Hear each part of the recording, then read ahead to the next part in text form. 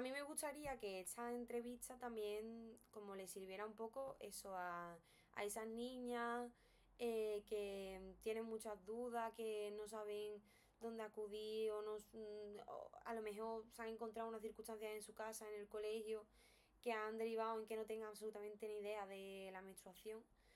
Que vean el vídeo, que vean la entrevista y digan, pues tengo ganas de informarme o sé un poquito más. Entonces, me gustaría que, si puede ser, explicaras muy básicamente lo que es Ujú. el ciclo menstrual real de la mujer. Vale. Vale, pero de Es forma... Ya, ya, ya, pero de forma, ya te Lo digo. puedo, lo puedo intentar resumir, pero ya te digo que el ciclo menstrual Ya, ya, ya, ya. pues explica un minuto. A ver, el ciclo, como mucha gente llama ovárico, no tiene todo que ver con, menos con el ovario. En realidad empieza en el cerebro, ¿no? Hay dos glándulas en el cerebro que secretan unas hormonas, pues una glándula va a la otra con esa hormona y de la otra glándula la hormona va al ovario, ¿no? Entonces, se estimulan dos hormonas principales, muchísimas más, ojalá fueran solo dos, pues sería mucho más sencillo, pero dos hormonas principales, que son los estrógenos y la progesterona. Durante la primera fase del ciclo, que empezaría, el ciclo menstrual empieza el día de el primer día de regla, digamos que empezamos con el día 1. Se supone que dura 28 días, pero vamos, a nadie le dura 28 días exactos, pero bueno. El día 1 estamos sangrando, digamos, ¿no? A nivel del ovario, sangramos en el útero. A nivel del ovario, un folículo, que es, entre comillas, la camita del óvulo, va creciendo a la vez, ¿vale?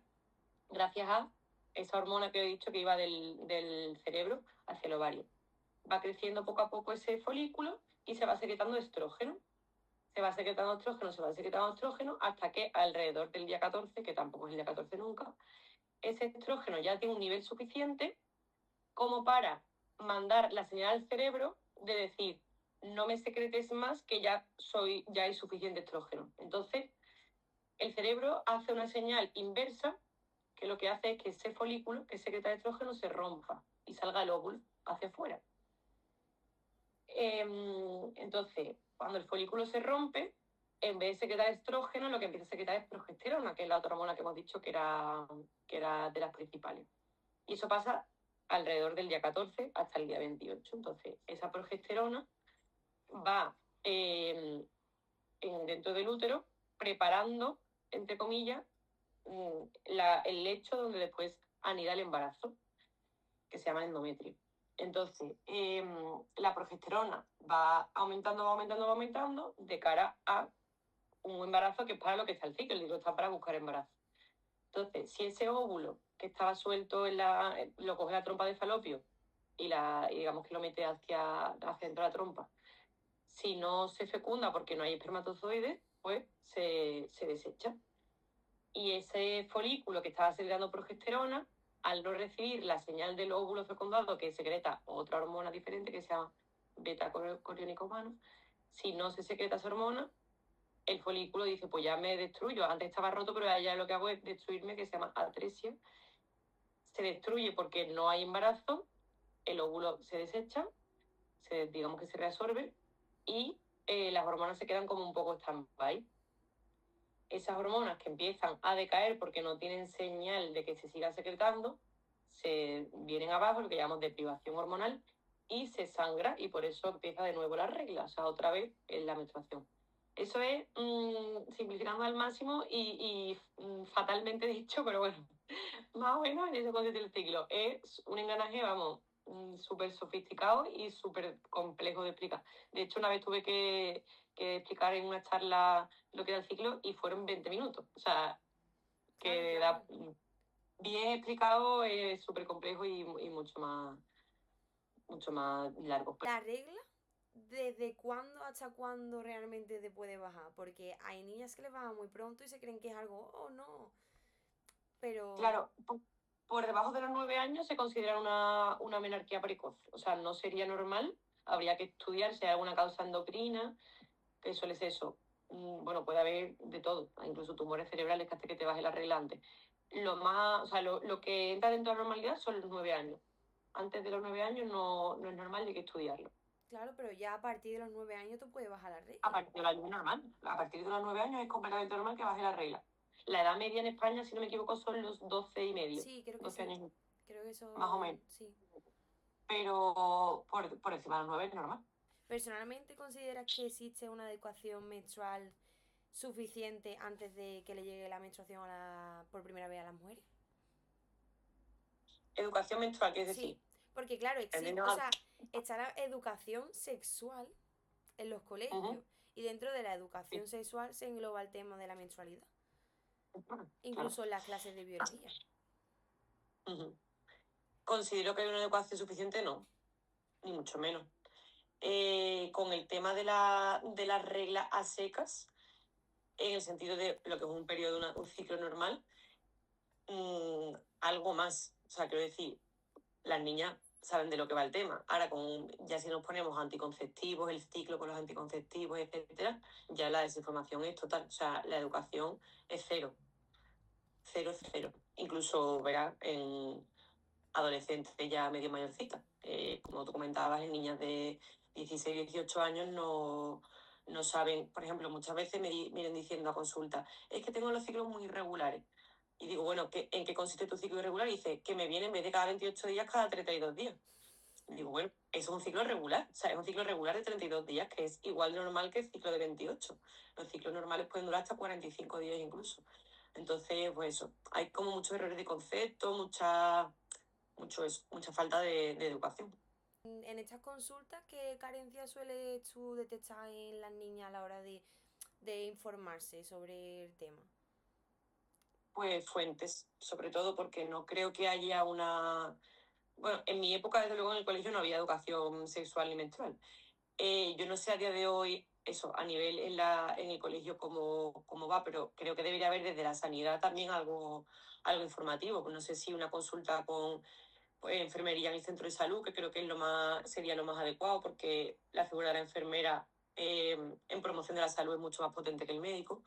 Eh, pues eso, podría haber programas desde el centro de salud de, de información. No hace falta vayan a una clase a escuchar cómo alguien te cuenta algo sobre las reglas, sino a lo mejor un folleto informativo. Hoy en día un QR que se escanee en el móvil puedan tener información, un vídeo así cortito que sea visual y que les ayude a no tener que estudiarse el tema, sino que sea una cosa un poquito más fluida. Claro. Porque yo, por ejemplo, haciendo lo del TFG, pues tengo que buscar fuentes oficiales y todo el rollo.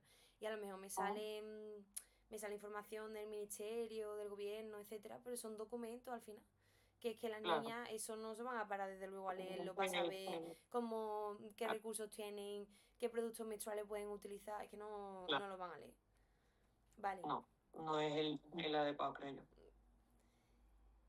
Luego, ¿cómo crees también personalmente que influye esta mala educación menstrual en la forma en la que una mujer al final acaba relacionándose a lo largo de su vida con su propio cuerpo? ¿Cómo crees Claro. que acaba afectando? Pues mira, en el tema, aquí creo que es más, sobre todo, el dolor con la regla. Me parece que ahí el problema sí que es muy importante, porque es brutal la minimización del dolor. O sea, también hay un rechazo que muchas veces, desde el punto de vista médico, no tiene mucho sentido a los analgésicos. Hay gente que le tiene miedo, hay adolescentes que le tienen miedo a un ibuprofeno y no a cuatro copas un viernes, pero bueno.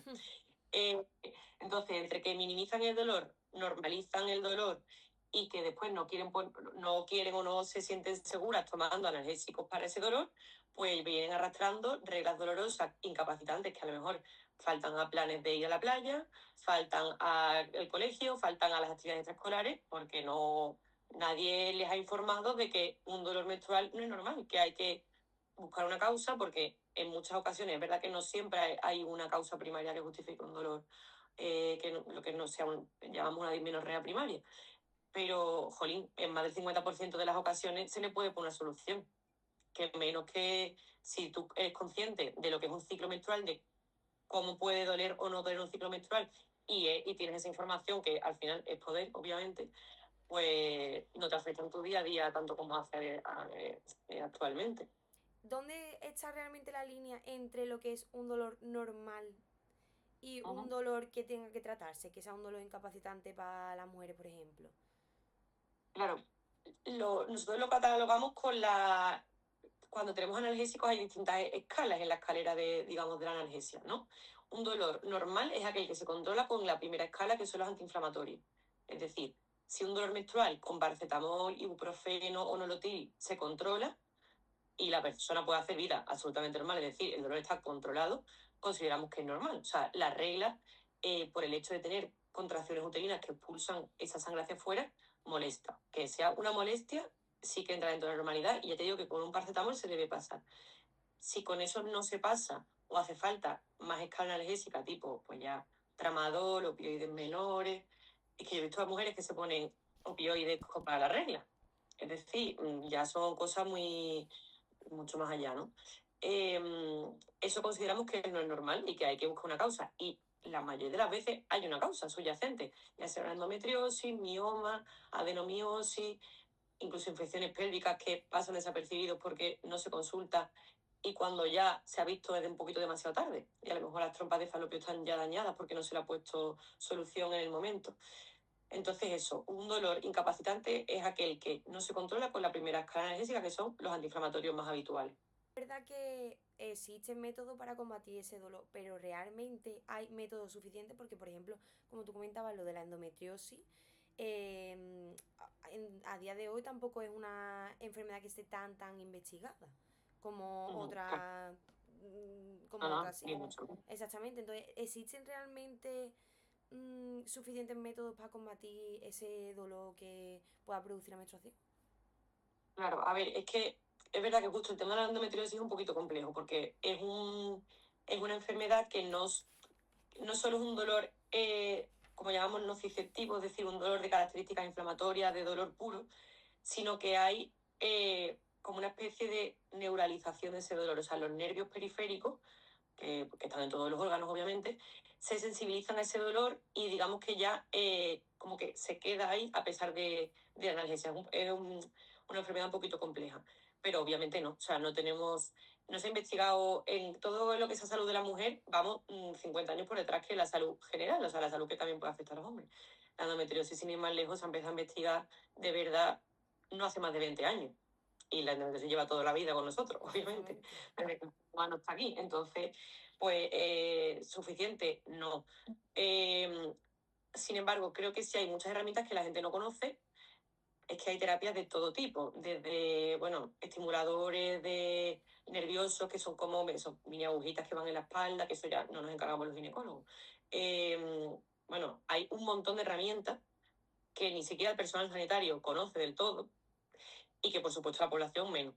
Entonces también es una pena que, pues, que eso, que una persona con endometriosis se le ponga anticonceptivo del tirón cuando podría tener, pues eso, una terapia que llamamos TENS, bueno, analgesia tipo, incluso hay un fármaco, vamos, sí, de perfil psiquiátrico, porque son vamos, que son fármacos antipsicóticos, pero que se ha demostrado que van bien para el dolor de tipo de endometriosis, porque como hay una neurosensibilización, ya es cosa de las neuronas y por Claro. tanto con fármacos de ese corte pueden beneficiarse. Entonces, eso, creo que faltan herramientas, pero además hay muchas herramientas que no se están usando como se debería. ¿Crees que se recurre demasiado fácil a ese método como, ay, tiene un problema con la regla, toma, te da anticonceptiva? Sin duda, vamos. O sea, las anticonceptivas es el fármaco más usado del mundo. Se pone, pues eso, sin investigar la causa. O sea, si tú quieres que ponerte anticonceptiva por anticoncepción, perfecto, porque para eso estamos. Pero cuando se ponen para regular el ciclo, las anticonceptivas no regulan el ciclo, anulan el ciclo. Cuando se pone por dolor sin investigar una causa subyacente, por sangrado menstrual abundante sin investigar una causa subyacente, o sea, es que yo he visto a lo mejor, pues eso, chicas de 19 años que vienen con anticonceptivas de hace 5 que tienen, es que sigo sangrando, es que sigo sangrando, y lo que tenían era un pólipo dentro del útero. Claro, si tú pones una anticonceptiva intentando poner un parche y no quitas el pólipo, pues entonces, ¿cómo vas a solucionarlo? Es imposible. Y así, casos y casos de años y años arrastrando anticonceptivas, cuando, a ver, evidentemente, pues las chicas jóvenes se benefician del efecto anticonceptivo, que también lo quieren. Pero bueno, como anticonceptivo también se puede usar preservativo, no hace falta medicarte si no es necesario. Sí, que muchas veces no es su primera opción, ni quieren tomar anticonceptiva. Antes de tomarte la pastilla, ¿qué es lo que crees que debería de saber sí o sí una mujer en referencia a lo que supone realmente tomar una pastilla que es hormonal? Porque lo que te está afectando es a las hormonas. A ver, también voy a romper la lanza a favor de los profesionales de la salud. Tampoco tenemos tiempo para explicarlo. Es decir, Claro. normalmente una consulta de atención primaria, de atención primaria suele ser unos 5 minutos por paciente y atención hospitalaria suele ser unos 7. Es imposible en 5 minutos.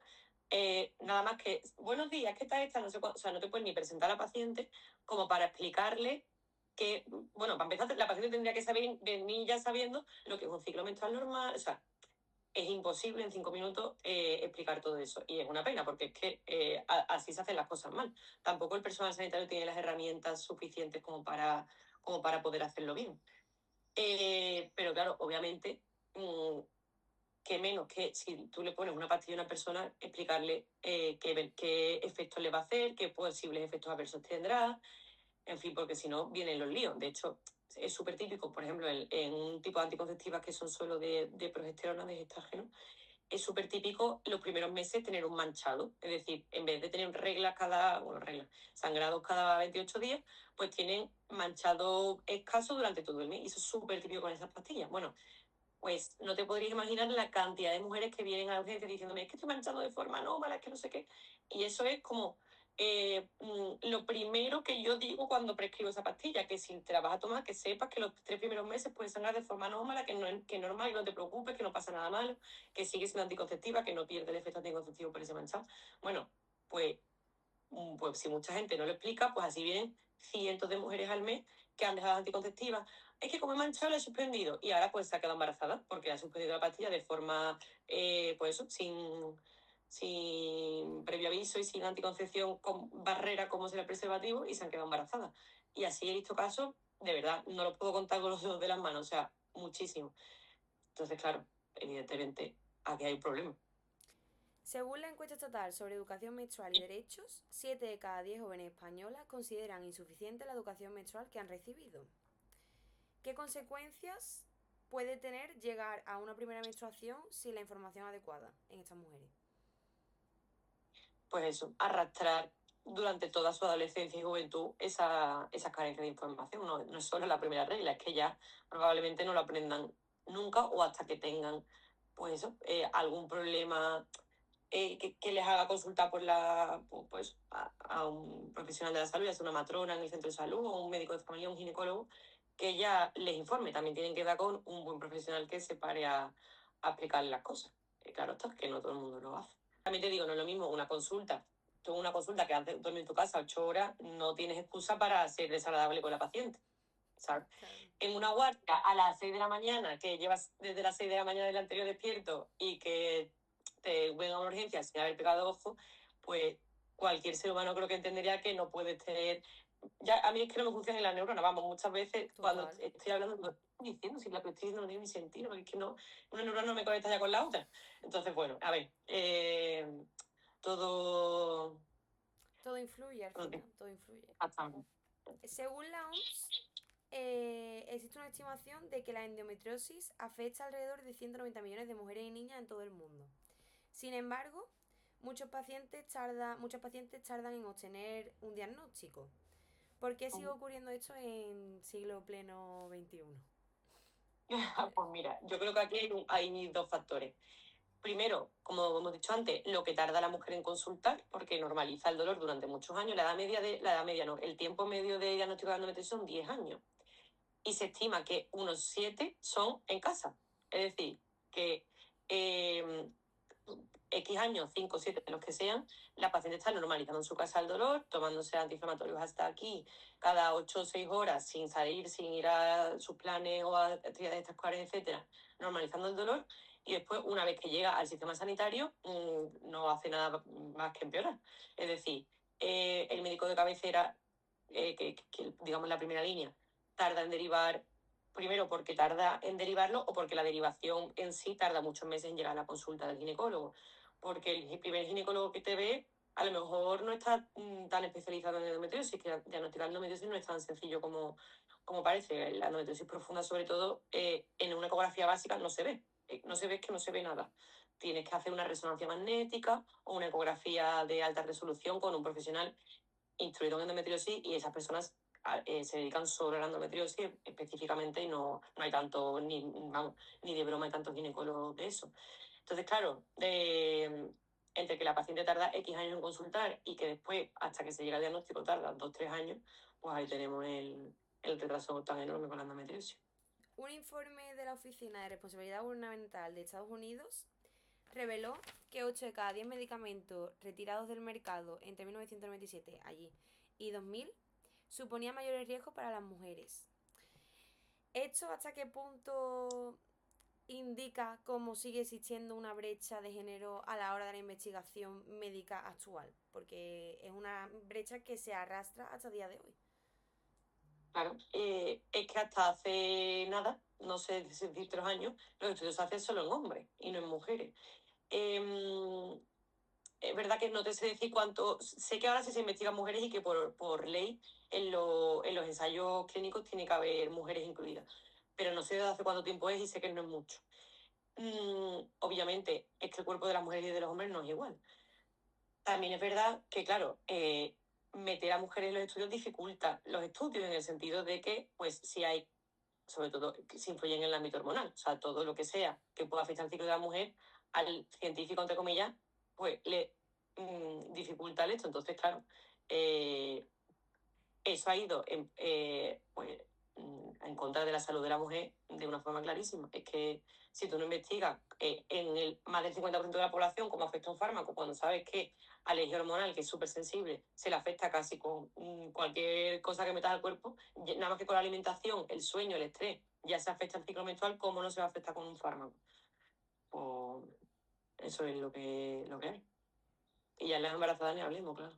La OMS y UNICEF estiman que más de 500 millones de mujeres y niñas en el mundo carecen de un acceso adecuado a productos menstruales, instalaciones o información básica sobre lo mismo. ¿Por qué crees que la menstruación sigue siendo, además de una cuestión de salud, un problema también de desigualdad social? Pues si en nuestro país, que afortunadamente es de los más igualitarios, una cuchilla de depilar de mujer rosa cuesta más dinero que una cuchilla de depilar de hombre, ¿cómo no va a afectar en Sierra Leona? Que no tendrán acceso, vamos, me imagino que no tendrán ni compresas de celulosa, que es que puede ser literalmente así. O sea, los productos femeninos, ¿cómo puede ser tan caro un Tampax, que es algodón, bueno, un tampón, perdón, que es algodón, digamos, prensado? ¿Cómo puede costar una caja 8 euros? Si es que es algodón. Es que un algodón de estos cuesta céntimos, pero como es un producto femenino, pues cuesta más caro. Evidentemente, cuanto más desigual sea el país y cuanto más una estructura machista tenga, como pueden ser países pues, subdesarrollados de África, etcétera, mm, cuanto menos, claro. Porque luego aquí en España sí que se proporcionan productos gratis, gratuitos en los centros de salud, ¿no? O sea, sé que Sí, a lo mejor te dan compresas, pero no es te dan algo y además te dan sueltas. Hombre, no, yo no diría que hay acceso gratuito verá, estrictamente sí, pero vamos, no es que una suficiente. compresa hasta todo el día en el centro de salud recogiendo compresas, eso no tiene sentido. Y ya te digo yo que vamos, no tengo ni idea de fabricación de materiales, pero es imposible que una compresa de celulosa, que es que no es nada, cueste lo que cuesta. Eso no tiene sentido ninguno. Eso es interés económico, obviamente. Claro.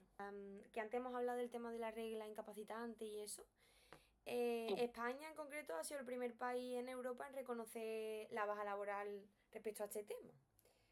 Ujú. ¿Crees que era una medida necesaria o crees que puede llegar incluso a estigmatizar a la mujer en el ámbito laboral?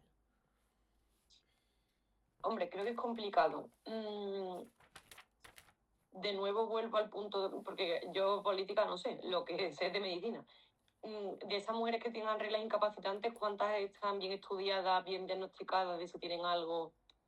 ¿Sabes lo que te quiero decir? Quizás si muchas son endometriósicas o tienen adenomiosis y se puede controlar sin necesidad de falta al trabajo, ¿sabes?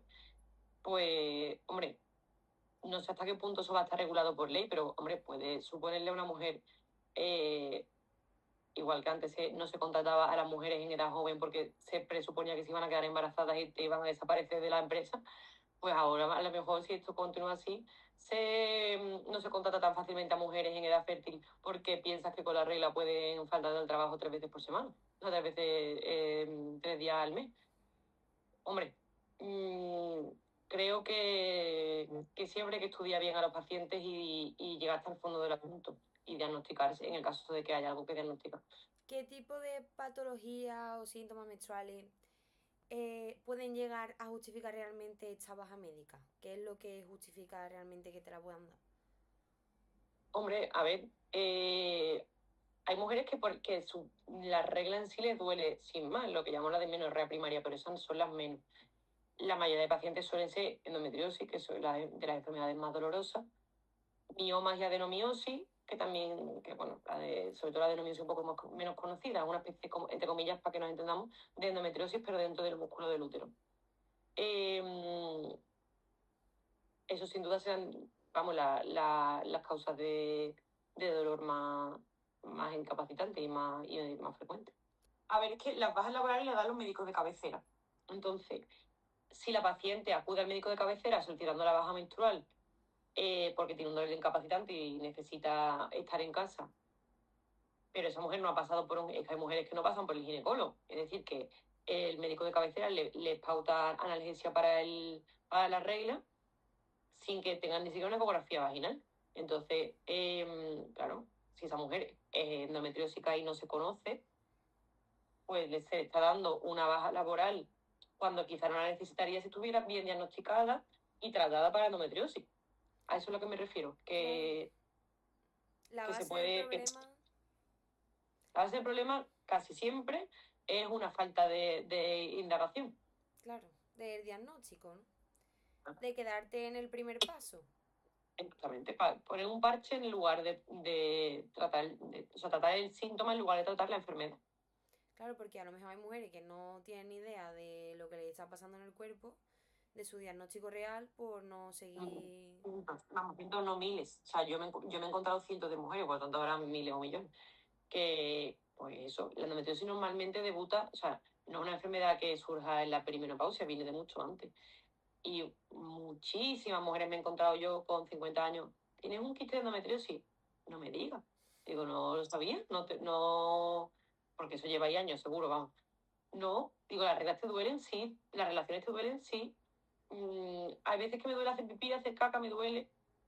Y no les ha dado o a ellas no les ha dado por acudir a la sanidad porque lo han normalizado, como te digo, o los profesionales que la han visto le han ido dando largas y no le han sabido diagnosticar. Vivimos en una sociedad que se basa en los ciclos del hombre, porque el ciclo de la Claro. mujer es completamente distinto al del hombre. Entonces, Ujú. al final, el que te den esa baja laboral, lo único que está haciendo es equilibrar un poco la balanza entre el hombre y la mujer. ¿Qué otras medidas crees que se podrían implementar a día de hoy que puedan ayudar a solventar este tipo de problemas? Tú dices medidas a nivel social, Sí, ¿te a nivel refieres? social o incluso también personal, en el ámbito de la medicina como profesionales, que... Hombre, lo que te digo, lo que hemos comentado al principio de la entrevista, la información es lo más importante, la educación de la sociedad. Entonces, ya te digo, tipo eso, lo que hemos hablado antes de programas informativos, de que una matrona en el centro de salud te explique a las niñas en qué consiste el ciclo, cómo puede afectarles, etcétera. A ver, entiendo que obviamente eso tiene que ser carísimo a nivel del sistema sanitario montar eso. España, o sea, quiero decir, ¿cuántas niñas adolescentes hay en España? Pues Ya. imagínate, o sea, que cada una pueda ir a su centro de salud a formarse en salud menstrual es difícil, obviamente lo entiendo. Pero, por ejemplo, se podría aprovechar la vacuna del VPH, que antes se ponía a los 14 años y ahora se va a empezar a poner a partir de los 9. Bueno, pues cuando esa niña de 9 años acuda al centro de salud a ponerse la vacuna contra el VPH, que la mayoría de las niñas se las ponen ya hoy en día, afortunadamente, pues es un buen momento para aprovechar y, aunque sea, como normalmente quien te pincha la vacuna es una enfermera del centro de salud, pues si en esa cita se pudiera aprovechar para 5 minutos de educación menstrual y sexual, aprovechando que encima es del virus del papiloma de lo que va hacia lo que va la chica, o eso, es que un simple QR que pudieran escanear y leerse en su casa, acceder a un vídeo de 2 minutos, todo lo que fuera educación es herramientas que tiene esa niña en el futuro para, pues eso, para su Porque salud. luego te dé la base del problema de que, por ejemplo, a una niña le dé vergüenza que le haya venido la regla en clase y que tenga que decir perdona, tengo que ir al baño, es porque si esos niños no tienen ni idea de lo que le está pasando a las niñas, lo Totalmente. estigmatizan, al final lo único que están haciendo es perpetuar ese Sí, ciclo. totalmente, totalmente, ahí tienes razón, Natalia. Los niños igualmente tendrían que tener información, evidentemente. Pero es que ya que no la tengan ni las propias niñas, eso ya es el remate de los tomates. Pero vamos, obviamente los niños, porque muchas veces, tema de eso, de meterse en el colegio, yo qué sé cuántas veces en mi colegio he visto una niña que se ha manchado la falda y se han rido de ella, porque se ha manchado la falda de la regla, ¿sabes? Si fuera una cosa natural, como si te manchas de chocolate al comer, pues no se reirían de ella Claro. nadie, ¿sabes?